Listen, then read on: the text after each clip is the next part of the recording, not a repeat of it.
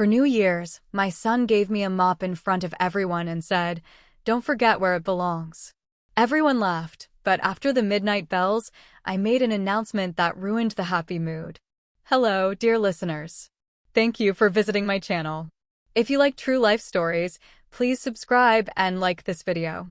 I love reading your comments, especially when you tell me what city or country you're from. Now, sit back and enjoy the story. It's December 31st. Outside the kitchen window, big snowflakes are slowly falling. The snow covers the spruce trees, the roof of the bathhouse, and the garden beds I took care of all summer. Everything is quiet inside the house. It's my usual, peaceful silence. It feels warm and soft. It smells like dough rising, pine needles from the tree in the big room, and a little smoke from the stove. I am alone. I'm 82 years old now. Being alone every day isn't a punishment, it's a gift. In this silence, I can hear myself. I can even feel the house breathing. My husband Matvi and I built this house together, brick by brick. On normal days, this house is just mine. It listens to me. A floorboard creaks to say hello, the stove hums like a happy cat. But soon, it will all change. The quiet will shatter like thin glass. The noise will arrive. My son Radion, his wife Marina, their daughter Sonechka, and about 10 more relatives and friends, 16 people total, are coming. I cook for everyone. The goose with apples is roasting in the oven. Outside on the porch, jellied meat is getting cold in big bowls. I made a mountain of Olivier salad, a big bowl of layered beet salad, and pies with cabbage and potatoes. They're all cooling on towels. The table in the big room is ready. I used my best tablecloth, the one I embroidered as a girl. I remember every stitch.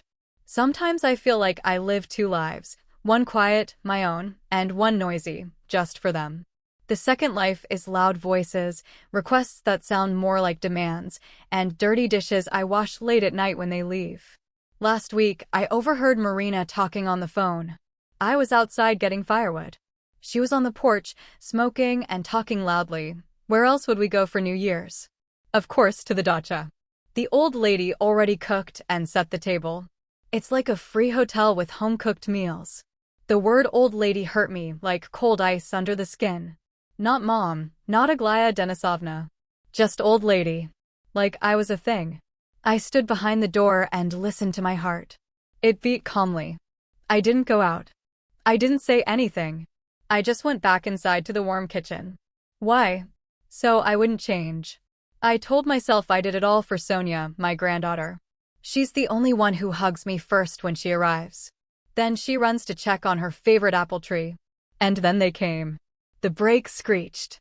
Car doors slammed. Cold air and noisy voices rushed into my quiet home. Mom, where are you?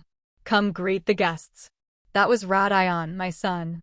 He's 55, but still acts like a boy who thinks everyone owes him. Aglaya Denisovna, do you have any spare slippers? My feet are tired. That was Marina, already giving orders in the hallway, where to put the champagne and cakes they grabbed quickly at a gas station. They didn't just bring themselves. It felt like they brought a whole train station with all the noise, mess, and loud voices. No one hugged me. They walked past me like I was just a chair in the way. I quietly went back to the kitchen, my space, my little fortress. But even there, I could hear them laughing, talking, arguing about what music to play. The party had started. I brought out the food, goose, pies, salads. I poured drinks, cleared plates, smiled. I was the lady of the house, but I felt more like a maid. They made toasts to the new year, to health and success.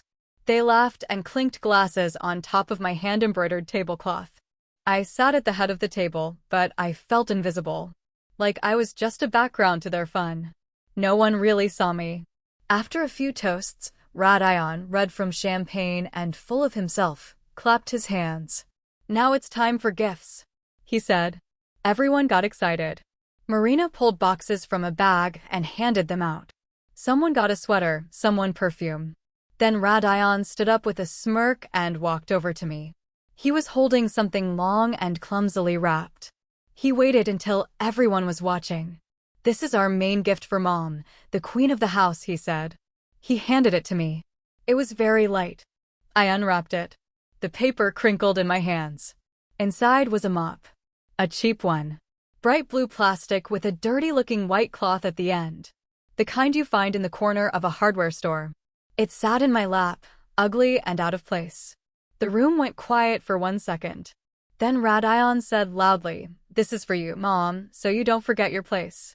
He started laughing. Marina joined in, covering her mouth. One cousin snorted. Someone smiled awkwardly and looked away. Only Sinechka, my granddaughter, was silent. She sat across from me, looking at her father. Her face turned pale like chalk. Her eyes filled with shock and shame. For a second, it felt like she was the one who had been hurt, not me. Like she felt my pain in her own soul. In that moment, everything changed. The laughter, the clinking glasses, the noise, they all faded. It felt far away, like I was underwater. Then it all went completely silent. Only a high-pitched ringing stayed in my ears. The warmth from the stove that had been keeping my back warm all evening disappeared. I felt cold. Not just chilly, but deeply, painfully cold. Like the kind that spreads through your whole body. People say your heart breaks from pain. Mine didn't break. It froze. It pressed up against something cold, smooth, and heavy like a stone. And in that frozen silence, something inside me clicked. Loud and final, like an old switch flipping off in an electrical box. The light I'd kept burning for them all these years, my love, my patience, my hope, went out. I slowly looked up from the mop and stared at my son's smiling face. He was waiting for my reaction. He expected me to feel embarrassed, maybe act like I was upset, and then laugh along with his joke. I gave him a slow smile. Very slow. My face felt stiff, frozen. "Thank you, dear," I said. My voice was calm and steady, like I didn't really care. How thoughtful. I stood up, picked up the plastic mop, and without looking at anyone, walked across the room. My steps were slow, careful, almost graceful. I went to the corner by the door, gently leaned the mop against the wall, and came back to the table. I didn't say a word. No one was laughing anymore. I sat down at the head of the table. The party noise came back, but for me, it was different now. It sounded flat and far away, like something playing on an old TV screen. I saw people talking. I heard bits of their laughter. But none of the words made sense anymore. They were just noise, empty sounds. I moved around them like a ghost in my own home. There was my husband's cousin Semyon, holding out his glass. I picked up the vodka bottle and poured it for him. His wife reached across the table for a bowl of salad. I passed it to her. Someone told a joke, I smiled. Someone raised a toast, I nodded. My body kept doing everything automatically, like it had learned over the years. It knew how to host, how to serve, how to make everyone comfortable. But inside, I was somewhere else, in a deep, cold silence that had settled in my chest. My eyes looked at the people around the table, but my thoughts went deep into the past, into all the years I had lived. Years of quiet work, cleaning floors, preparing food, getting ready for winter. I used to think all of this was love, that I was sacrificing for my family. But after that mop, I finally saw the truth. It wasn't sacrifice. A real sacrifice is respected.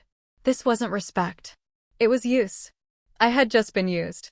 And then, clear as day, memories came to my mind, sharp, cold, like a knife.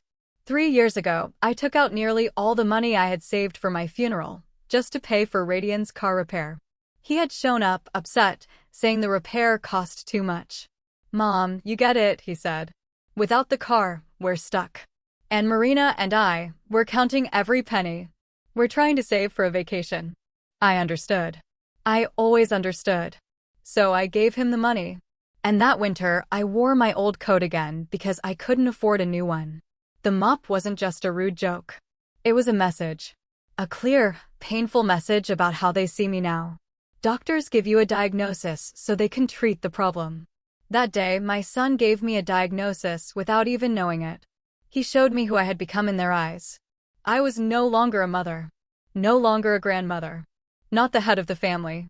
I was just a helper. A free worker at the dacha. Cook, cleaner, gardener. The old woman who always has everything ready. Reliable. Always there. Always quiet. Then suddenly, I remembered Matvey, my husband, so clearly. The day we finished building this house. He brought home a tiny cedar seedling. Just a thin stick. We planted it right by the gate. Matvey wiped his hands on his pants, put his arm around my shoulders, looked at the house and said, "Plant this tree. This is your fortress, Oglasha. Yours. Never let anyone turn you into a servant inside it." That little tree grew into a tall, strong cedar. And I had let it happen. With my own hands, I had turned my home, my safe place, into a guest house. And I had turned myself into its quiet, unpaid worker. I looked down at the plate I hadn't touched. Then I looked around the table. There was Marina, showing off her new cashmere blouse to a friend. It looked soft and expensive. And there was Radion excitedly talking to Semyon about fishing. He was showing off his new spinning rod. I knew how much both the blouse and the rod cost. Exactly 40,000 rubles. Every month on the 5th, I went to the city, to the Sberbank branch. I withdrew 40,000 rubles from my account, the same account where I get my big widow's pension from Matvey, my late husband, who was a decorated war hero. I saved every bit for years. And I gave that money to Radion, transferring it to his bank card. He called it a little help. "Mom, is that all you need? It helps us so much," he'd say. They thought I was just sending them extra change. But they didn't know the truth. That money was paying for their whole easy life, their car loan, their trip to Turkey, Marina's boots, Radion's fishing rod. And I lived on what was left. I lived simply, quietly, as I always had. I didn't ask for anything. But now, the thought didn't hurt. It just added another cold, smooth stone to the foundation of my new decision. I wasn't angry. Anger is hot and wild. I felt nothing hot. Inside me, everything was frozen. All those years of staying quiet, of doing everything for everyone, of being invisible, turned into something hard and clear. It was like a diamond of my will. Then my eyes met Sonia's, my granddaughter. She sat across from me. She wasn't eating or drinking. She just looked at me. In her 17-year-old eyes, I saw it all. Not pity, that can hurt, but something stronger. I saw shame. She was ashamed of her parents. I saw pain and a kind of silent apology for how they treated me. Her eyes said, "I see it. I get it. I'm sorry." That look was the final piece I needed. It told me I wasn't imagining things. I had understood everything correctly. "Thank you, my girl. You saw me. You understood." That look gave me one last bit of strength. Like steel being poured into my heart. Then the old wall clock, Matvey's favorite, chimed. 11:30. The guests got excited, talking about the president's speech and checking the champagne. But I just watched the long second hand on the clock. Tick-tock. Each tick counted down the last minutes of the year. The last minutes of my old life. Tick-tock. The year when I was just an old woman was ending. Tick-tock. A new year was coming. The year when I would become Aglaya Denisovna Belova again. Then the clock on TV began to strike midnight. The chimes from the Spasskaya Tower. Everyone jumped up with glasses and big fake smiles. First chime. I stayed sitting. Second chime. I slowly picked up my glass. I hadn't touched it all evening. Third chime. The glass felt cold in my hand. Fourth. Fifth. Sixth. I felt my spine grow taller, straighter. 10th. 11th. 12th. Then the room exploded with cheers. Happy New Year! Hooray! And I stood up. Slowly. Calmly. My back was straight. My chin lifted just a little. I held the glass of champagne I still hadn't sipped. The party for me was over. My real New Year was just beginning. When the noise faded and people stopped shouting, Radion turned to me. He was smiling, still glowing from the wine and his pride. He waved toward the table like he was a king showing off his kingdom. "And now, everyone," he said, "let's hear from our leader, our matriarch. Mom, your toast." He winked, still not noticing anything. To him, I was just part of the decorations. Just a piece of the tradition. Everyone expected the usual. An old mother saying something sweet and kind so they could all smile, raise their glasses, and keep enjoying the night. I lifted my glass a little higher. The room went quiet. All 16 people, Even the drunk ones turned and looked at me, waiting. "Happy New Year to you all," I said. My voice didn't shake. It was calm, clear, and stronger than even I expected. The words filled the room, and everyone heard me. "I've decided to start this new year with some changes in my life." I paused just a moment. I wanted those words to settle in their minds. I saw polite smiles, confused curiosity on their faces. "My first New Year's resolution," I said, and looked directly at Radayon. "It's about my finances. Rhodia, the monthly transfers I've been sending you, they stopped today."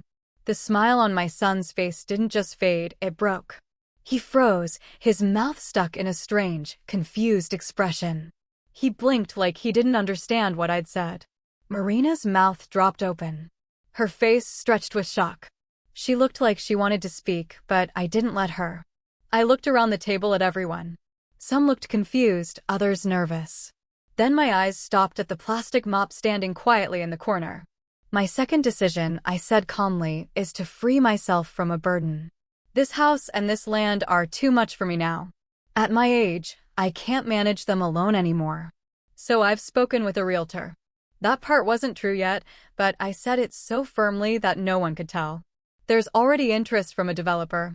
They're ready to pay good money for this land. I've decided to sell. I'll move to a small apartment in the city, closer to the clinic." I looked again at my son and daughter-in-law. "You have 2 weeks until the old new year to take anything from here that you want to keep." The room went completely still. I could almost hear the snow falling outside. 10 seconds of pure silence. Then Marina suddenly screamed, "You can't do that." "How can you sell? And my peonies? I planted them for 3 years. And the bathhouse?" She grabbed Radian's arm. "Rhodia, say something." Radayon, pale as a ghost, stared at me with wide, confused eyes. He swallowed hard. "Mom, what are you saying? Are you serious? What about your promise to Dad? You told him you'd keep this house for the family for me. This is our family home." His voice cracked. He sounded desperate and emotional. The other guests looked around, uncomfortable, whispering, fidgeting in their seats. The celebration was over. A fight had taken its place.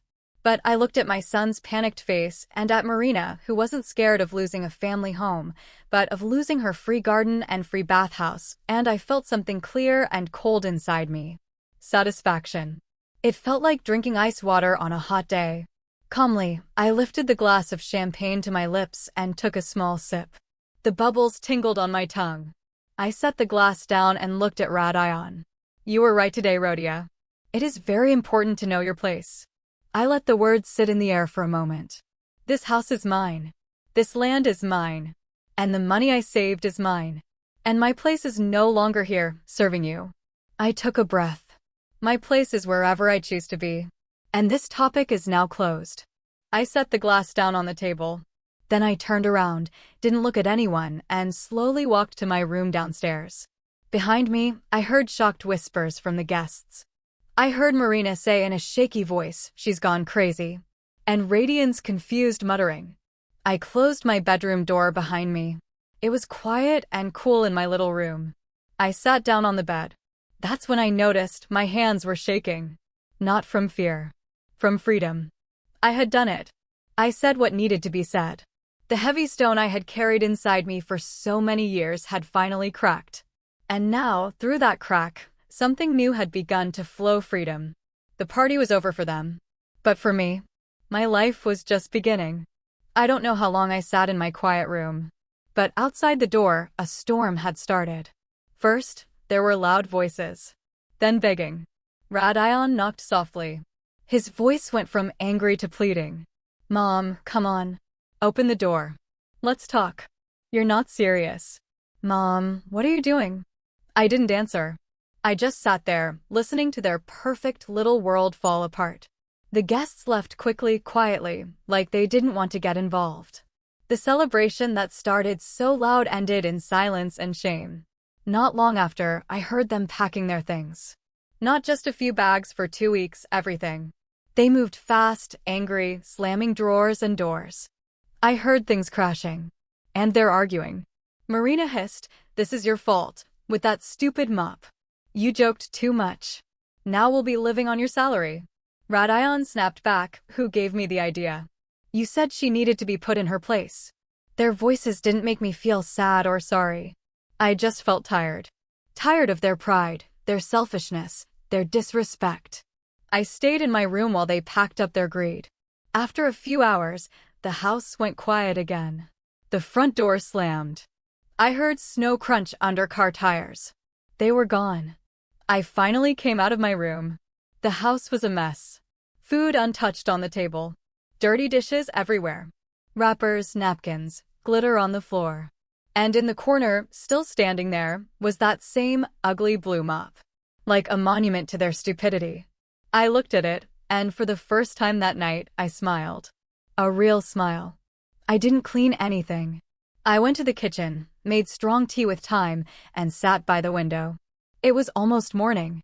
The first day of the new year had begun. My new year. The next few days were quiet. My usual quiet. But it felt different now. It wasn't empty, it had meaning. It was the silence of freedom. I knew Radayon and Marina's life was falling apart without my money and my free house. I didn't care. I had cut them off, like cutting out a tumor. It hurt, yes, but I did it. A few evenings later, I heard a car again. For a moment, my heart jumped. But it wasn't their loud, fancy car. It was the soft sound of an old Ziguli. Sonia stepped onto the porch with a small backpack on her shoulder. "Grandma," she said as she came in. "Can I stay with you for a while?" She hugged me tight. And at that moment, all the coldness inside me melted. Later, we sat in the kitchen drinking tea. She told me what happened at home. It's terrible there. They fight all the time. Blame each other. They're selling the car now just to pay off debts. The trip to the beach is cancelled. They're panicking. She looked down at her teacup. Dad keeps saying, it was my inheritance. She disinherited me. Then she looked up at me and said, "But he's wrong. It was never his. It was always your life." I took her hand and smiled. "No, Sonia. It's mine," I said softly. "And I'm taking it back." The next week, I started doing just that. Of course, I didn't really sell the house. That was just the tool I needed to break free. But things did start to change. With the money I no longer sent to Radayon, I hired Stepan, a man from our village. Strong, quiet, reliable. He fixed the leaky roof, took down the broken fence, chopped firewood for the whole winter. I paid him fairly, and he did honest work. Simple as that. Then I made a phone call to someone I hadn't seen in a long time, Lydia, my college friend. She was a widow too, living alone in a tiny apartment in the city. "Lida," I said into the phone, "would you like to move in with me? There's plenty of space here, clean air. We'll grow old together. Take care of the garden. Drink tea on the porch." Lida was quiet for a moment on the phone, then she burst into tears and said yes. A month later, she moved in. And, just like that, the house felt alive again, but this time in a new way. It was peaceful, kind, full of respect. We cooked meals together, read books, and walked through the snowy garden. I even bought myself something small, a silver bell. It had a soft, clear sound. I kept it on the kitchen table. And whenever Lida was outside in the garden and I needed her, I gently rang the bell. It was a kind sound, a polite request, not a command. That bell became everything the blue plastic mop never was. Summer came. The house and garden were full of flowers. Even Marina's peonies, the ones she never returned to collect, bloomed big and proud, like they didn't care about the past. But now I looked after them for me, not for anyone else. One warm June afternoon, Sonia came to visit again. We walked through the garden together. I showed her how to tie up a rare kind of climbing rose I'd grown. The air smelled sweet from flowers. Bees buzzed gently around us. On the veranda stood a new easel with a big canvas. It was my gift to Sonia for finishing the school year. She was painting our garden, and she was incredibly talented. That ugly blue mop? It had been gone for a long time. Stepan burned it in the stove on his very first day here. Now Sonia was painting quietly. Lida was napping in a rocking chair.